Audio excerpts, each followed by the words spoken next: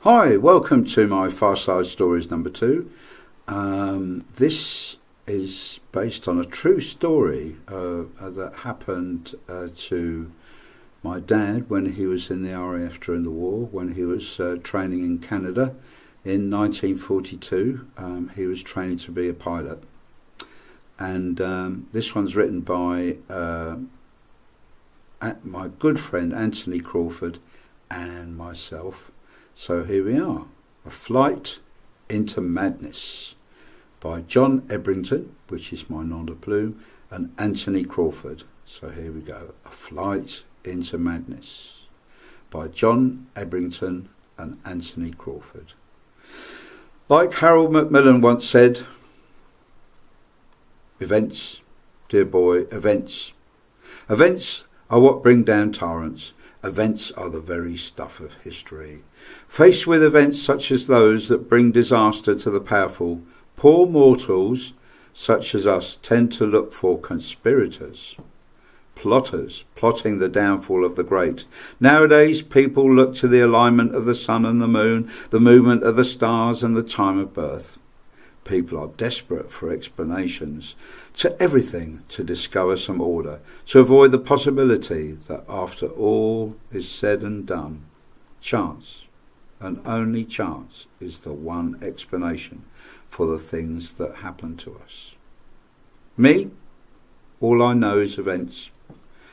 Even now, when I consider what occurred to one minor despot so long ago, I can offer no explanation as to how those so young as we were then could bring so low, so swiftly, one who believed himself to be so powerful.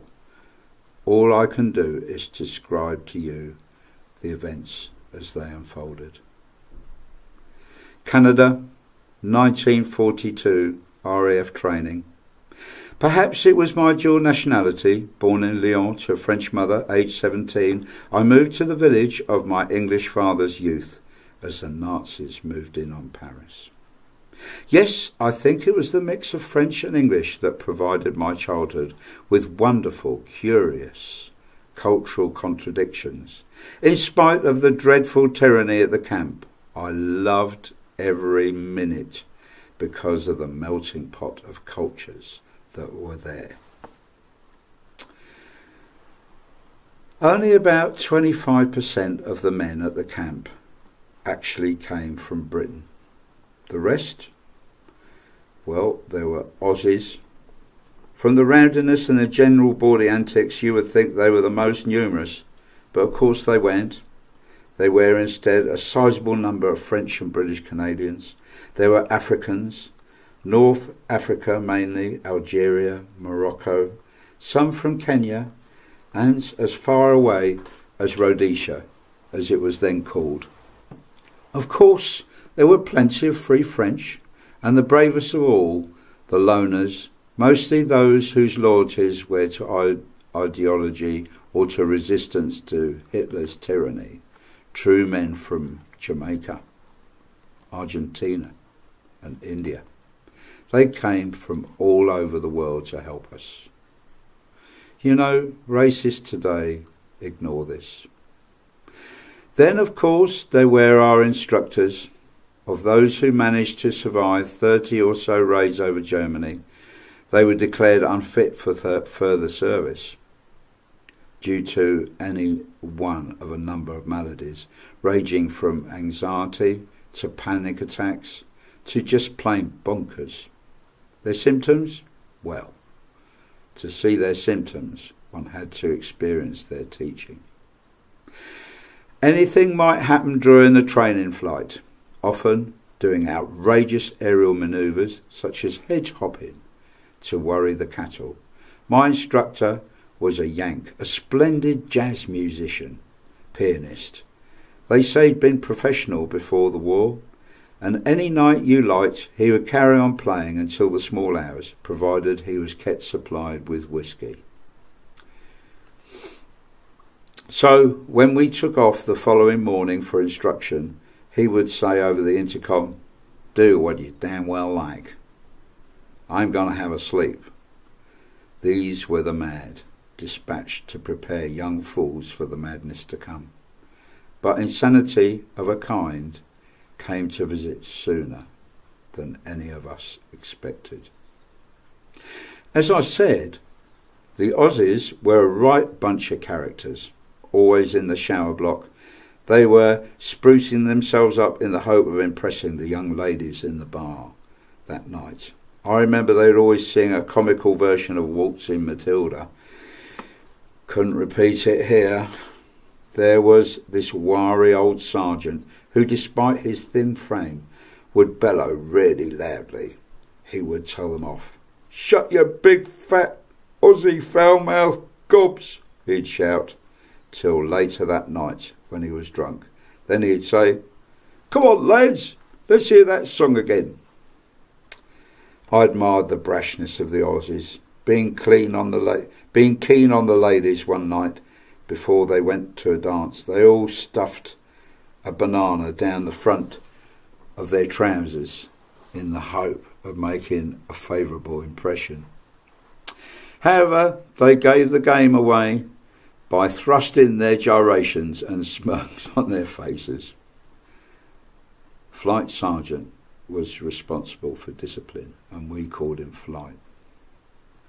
The evening I arrived at the camp, he summons us new recruits to the assembly hall, and he gave us a pep talk. Big man he was, in every sense, about 6'2", bulging out of his uniform, at the neck and above the waist belt, covered by a layer of blubber he was, and his hands, he always waved his hands around. His big fat fingers looked like a couple of bunches of uncooked sausages. He had a broken nose, and he had the broken nose of a boxer, and he squinted at us through small round specks with thick lenses, magnifying his eyes. Sometimes he'd come up right to your face, peering at you with his big eyes. You'd swear he thought you were up to something. Terrifying he was. As he talked, Flight dribbled from his fat, fleshy lips, and he shouted. Blimey, how Flight shouted. He didn't stop. What was it he used to say? Yeah, I remember now. That was it. Play the game with me, lads. But when Flight said this, he always would lower his voice in a menacing manner. You play the game with me, and I'll play the game with you. He played games all right. We didn't dare play games with him, though. One of the things he used to do after showers, he'd make us jog back to the barracks, dressed only in our underpants. This, by the way, was in the middle of winter in Canada. Hell, you can imagine how cold we were. Character building, he'd say. You'd never see him do it, though.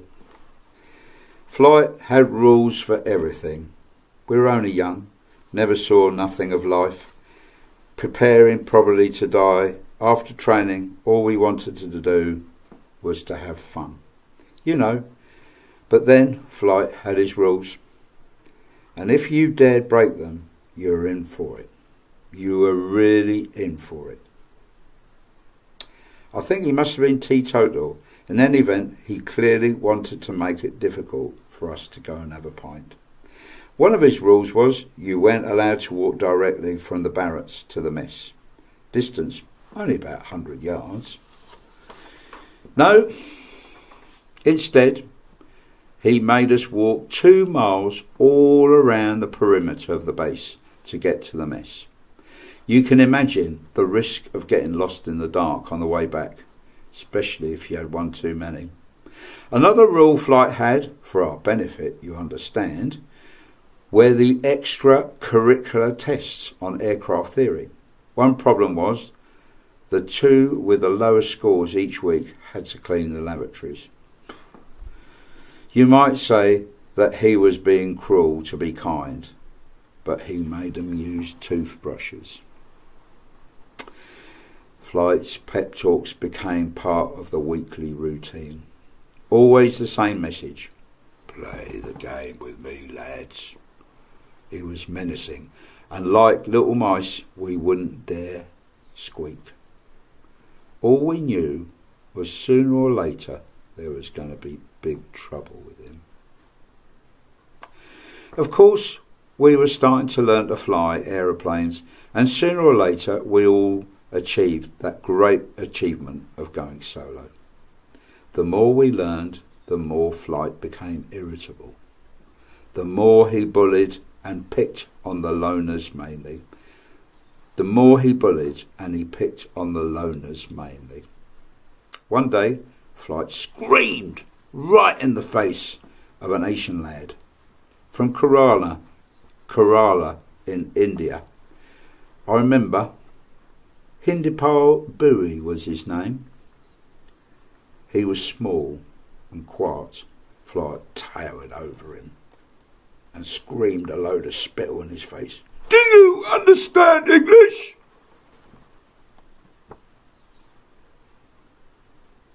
The response was delivered without a trace of fear that Flight had hoped to create. Oh, absolutely no problem whatsoever, he replied in crisp Oxbridge accent. That was the first time I saw Flight lost for words. We saw poor Hindipal doing circuits of the camp. We tried to speak to him, but he just shook his head, said nothing. I think his fear was more for us than him. He was there again on the following nights, then suddenly he left. After training we discovered his bunk was empty. Blankets neatly folded as always. We never saw Hindipal again. It seemed inevitable that one day the Aussies would come into conflict with Flight. The day arrived when he caught some of them coming back the short way round from the bar at night.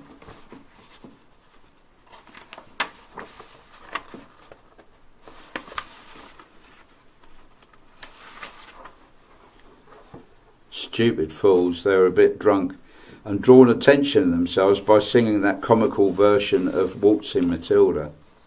Anyway, Flight got angry with them and said that all Aussies in the camp, together with one obviously innocent black man who just happened to be passing, were all banned from going to the mess. You know, those Aussies weren't scared of anyone. The following morning they started on Flight. They rounded on him and told him when he was inspecting the showers where he could stick his bar of soap. Flight went bonkers. He screamed. He shouted. His face went purple. His eyes were bulging. I was petrified. Flight must have realised the disturbance he had caused. His voice lowered with menace. He ordered the lot of us out on parade that evening. That gave us a whole day to wonder what punishments he lined up for us. Eventually, dusk fell. We lined up, standing at ease. Flight began reasonably enough, but we guessed what was coming. By degrees, his voice grew louder and louder, booming, growling, and ranting like a madman. How ungrateful we were. How unruly we were. He was in charge. He wouldn't have insubordination in his ranks. Never seen the likes of us. He wouldn't put up with it anymore. If we wanted to learn the hard way, he'll arrange it. He'll make sure it's hard for us. He raved, with his mouth dribbling and his hands waving. The things he said got more and more ridiculous. We had to promise to play the game. We, his trainees, had betrayed him. Betrayed all he'd done for us. Betrayed his hopes. Now, we were going to suffer the punishments, but all for our own good, of course. For no reason, Flight rounded on the innocent man caught up with the Aussies. It was so unfair. Flight eyeballed him closely and shouted incomprehensible things at him. Flight stopped all of a sudden. He adopted a central position in front of us. Everything fell silent, except for the sound of the wind rustling through the wire fence.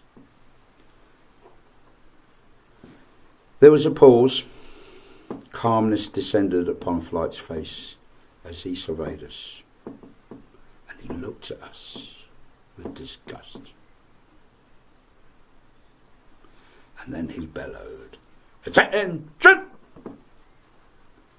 Even now, I can't explain why this happened, but no one, not one of us moved, not even an inch. Nobody said a word.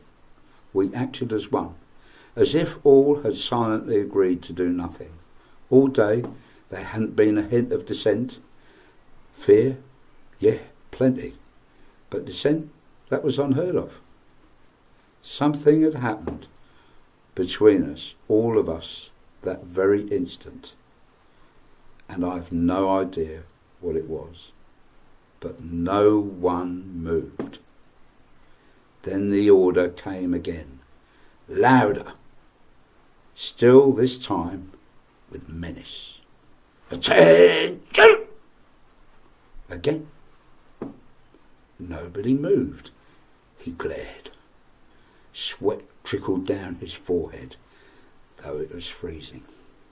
Cold vapour was pouring from his dribbling mouth. He wiped it with his sleeve. For a moment, in his face, just a flash of uncertainty. Then, as suddenly as he had stopped a moment ago, Flight went totally berserk. He shouted, he screamed, his arms waved. By contrast, we did nothing. We just stared back with defiance, or perhaps a bit of pity. I'm really not sure, but probably both. Opposite the parade ground stood the sergeant's mess. Hearing the commotion, out came several of them to see what was happening. They paused to take in what was going on.